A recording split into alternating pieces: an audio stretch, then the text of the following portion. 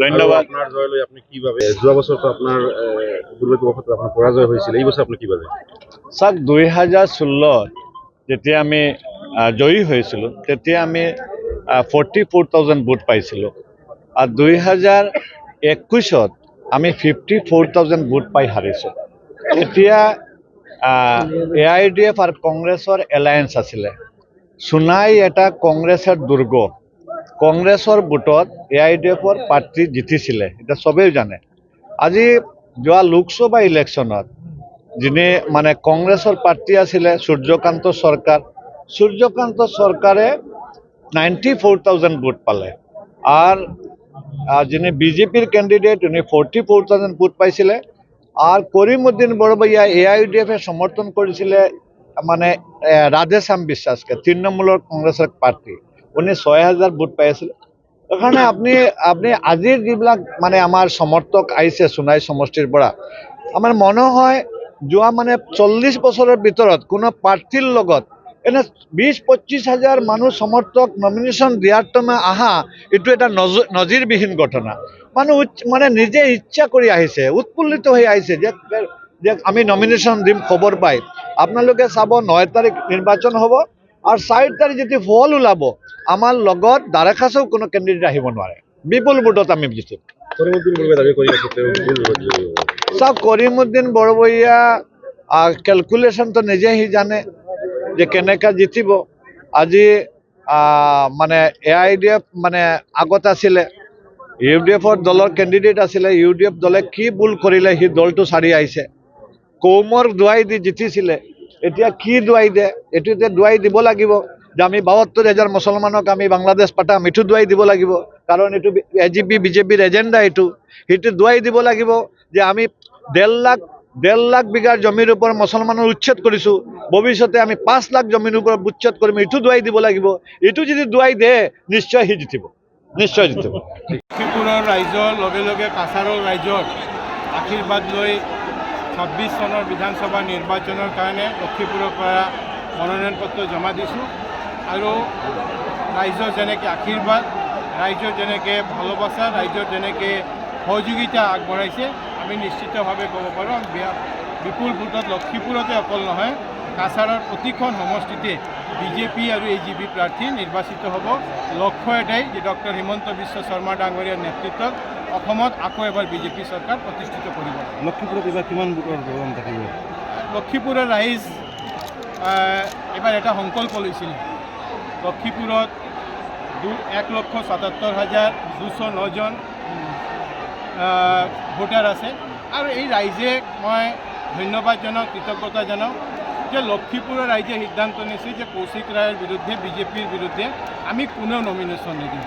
সেইকাৰণে লক্ষীপুৰৰ পৰা কোনো ব্যক্তিয়ে নমিনেশ্যন দিয়া নাই। ভাড়া কৰি কংগ্ৰেছে বাহিৰৰ পৰা এজন লৈ গৈছে, লগত এটা ডেমি লৈ গৈছে, তেওঁলোক বৰখলা বা সোণাইৰ পৰা আনিছে, কিন্তু লক্ষীপুৰৰ ৰাইজে কোনো নমিনেশ্যন দিয়া নাই।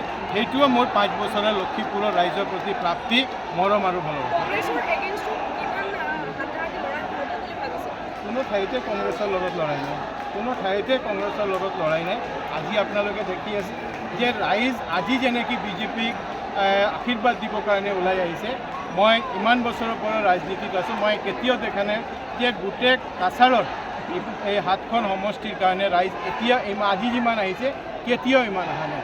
সেইকাৰণে এইটো দিয়ে প্ৰমাণ কৰে যে ৰাইজ একতৰফাভাৱে সিদ্ধান্ত লৈছে যে ডক্টৰ হিমন্ত বিশ্ব শৰ্মা, নৰেন্দ্ৰ মোদীৰ নেতৃত্বত আমি আমাৰ ৰাজ্যক, আমাৰ দেশক আগুৱাই লৈ যাম। এই বছৰত নিশ্চয় আপোনাক মন্ত্ৰী হিচাপে দেখা যাব। এইটো মোৰ পাৰ্টি দায়িত্ব দিছে বিধায়ক হিচাপে নিৰ্বাচিত হোৱা। যেহেতু মই মন্ত্ৰী আছোঁ, মোৰ এটা অতিৰিক্ত দায়িত্ব হ'ল যাতে আমি বাকী সমষ্টিবিলাক আমি জিকাই লৈ যাব পাৰোঁ। কোন মন্ত্ৰী হ'ব, কোন মন্ত্ৰী নহ'ব, এইটো পাৰ্টিৰ নেতৃত্ব আৰু মুখ্যমন্ত্ৰী ডাঙৰীয়া, এইটো বিশেষ অধিকাৰ, তেওঁ এইটো কৰিব।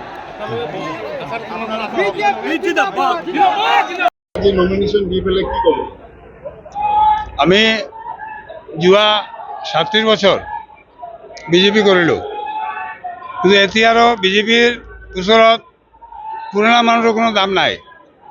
মই 2016 পৰা 21 MLA বনিছোঁ, MLA খেলিছোঁ।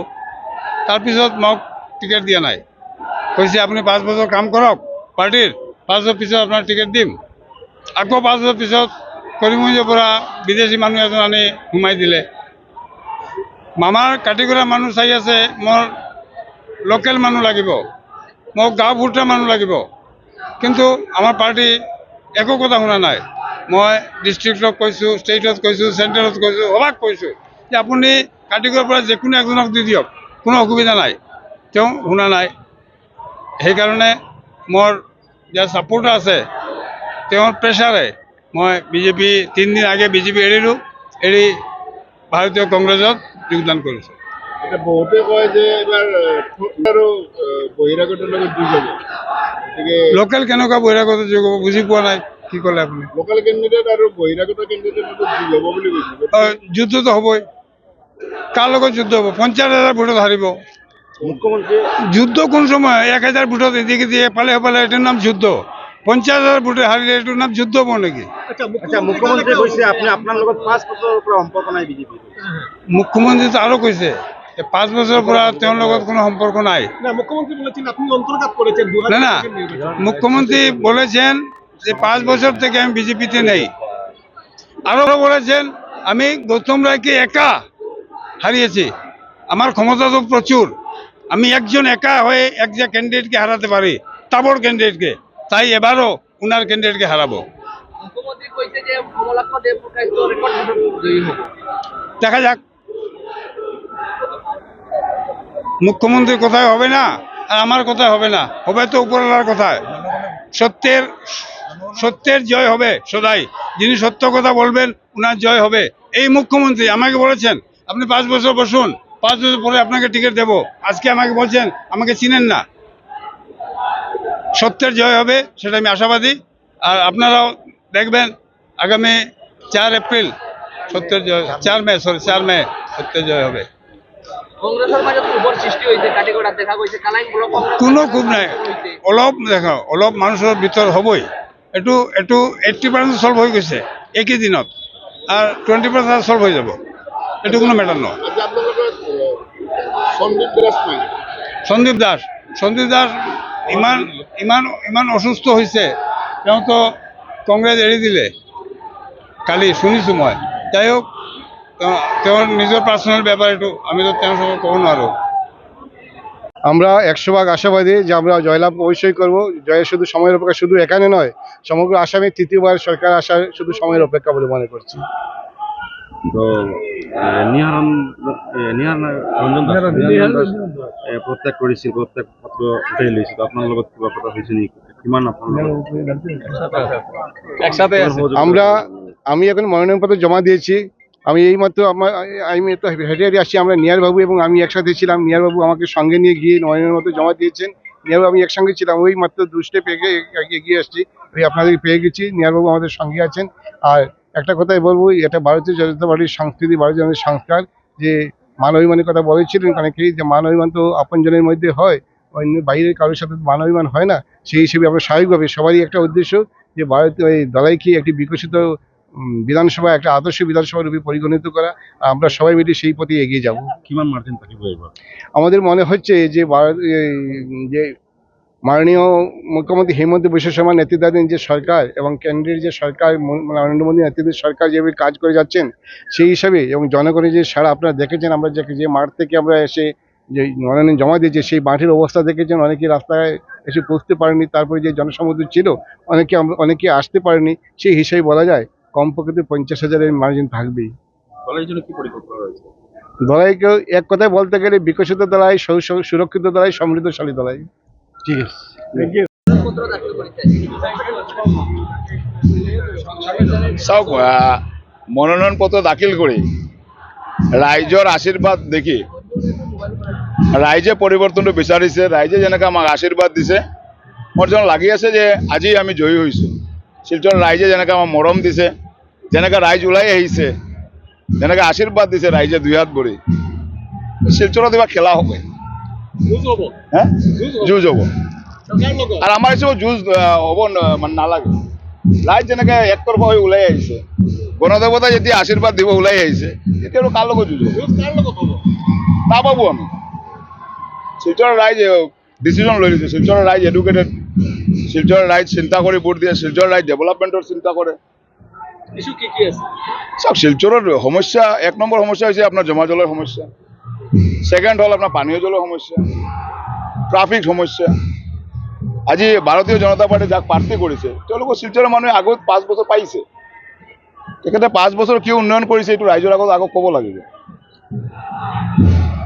ৰাইজে এইটো বিচাৰিব, কাৰণ 5 বছৰ তেখেতক দেখিছে ৰাইজে। তেখেতে MP আছিলে, ডাবল ইঞ্জিনৰ গভৰ্ণমেণ্ট আছিলে।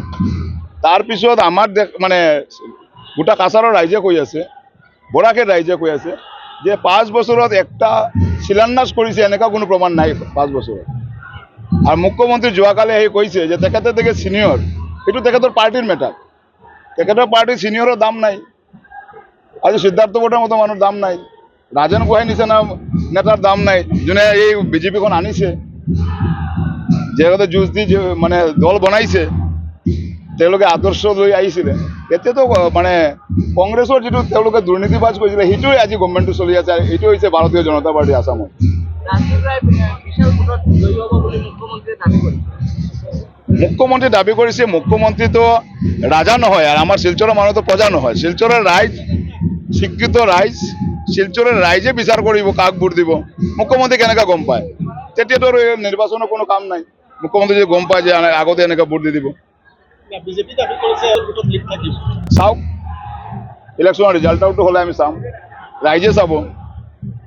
গণদেৱতাই যদি আশীৰ্বাদ দিয়ে তেতিয়াহ'লে এইবোৰ ভাৰতীয় জনতা পাৰ্টি সেইবোৰ কৰি লাভ নাই। তেওঁলোকে কেণ্ডিডেটে ভোট চোৱাৰ অধিকাৰটো নাই।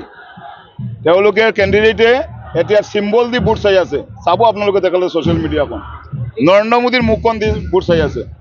তেখেতে যে 5 বছৰ সাংসদ আছিলে, তেখেতে যে ভাৰতীয় জনতা পাৰ্টিৰ শিলচৰ আসনৰ যেজন প্ৰাৰ্থী, এজন ডক্টৰ, তেখেতে নিজেৰ যে তেখেতে প্ৰাৰ্থী হৈছে, ৰাইজৰ আগত আশীৰ্বাদটো বিচৰা তেখেতে সাহসটো নাই।